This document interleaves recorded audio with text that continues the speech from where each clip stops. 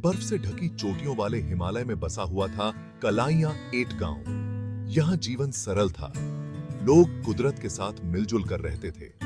उनमें से एक था रोहित दास नाम का एक छोटा सा लड़का। रोहित अपने नेक दिल और मां दुर्गा के प्रति अटूट भक्ति के लिए जाना जाता था। हर सुबह सूरज के निकलने से पहले ही रोहित गांव के मंदिर के लिए निकल जाता।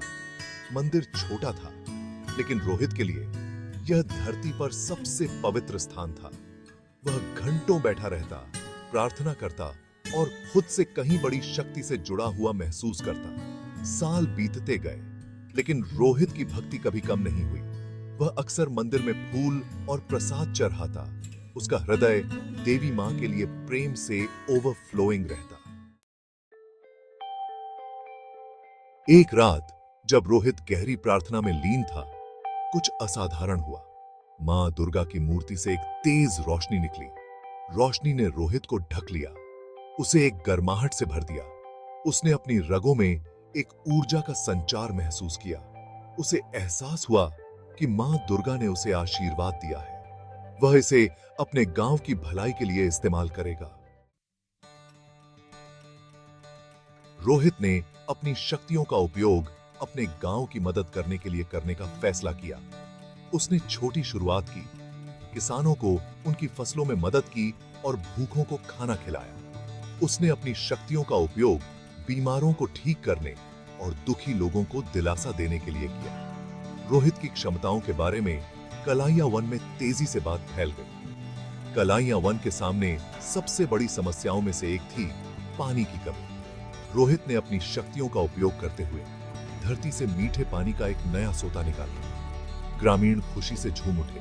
उनके दिल रोहित के प्रति कृतज्ञता से भर गए। एक भयानक रात कलाइया वन में एक बड़ी मुसीबत आ गई। आग लग गई, जो लकड़ी के सूखे घरों में तेजी से फैल रही थी। ग्रामीण बेबसी से देख रहे थे कि कैसे उनके घर आग की थी।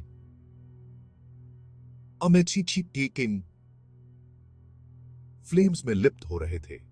गर्मी भयानक थी, धुआं घुट रहा था और ग्रामीण अपने जीवन के लिए डर रहे थे।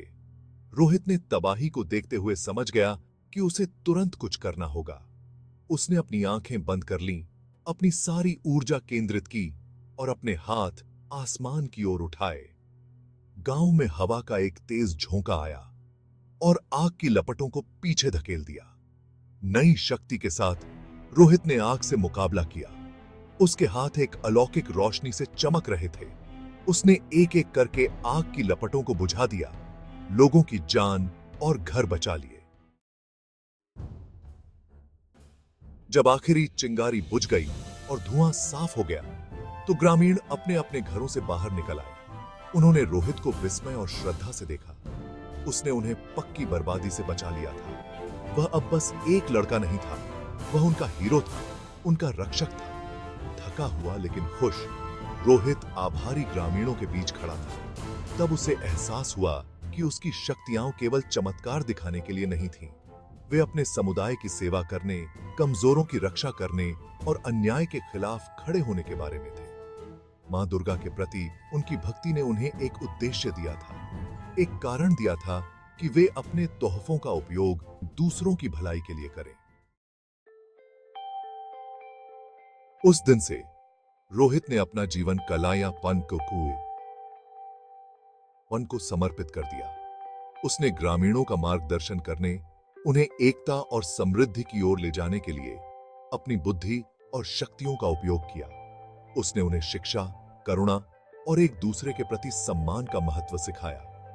रोहित के मार्गदर्शन में कलाइया 8 समृद्ध हुआ, हिमालय में आशा और सद्भाव का प्रतीक बन गया। रोहित की कहानी एक किंवदंती बन गई, जो पीढ़ी दर पीढ़ी चली आ रही है, जो सभी को भक्ति, साहस और निस्वार्थ सेवा की शक्ति के वास्तविक अर्थ की याद दिलाती है। और इस तरह कलाइया वन का भक्त लड़का, जिसे मां दुर्गा का आशीर्वाद प्राप्त था, आशा का प्रतीक बन गया। उसका नाम हमेशा के लिए पहाड़ों के दिल में अंकित हो गया।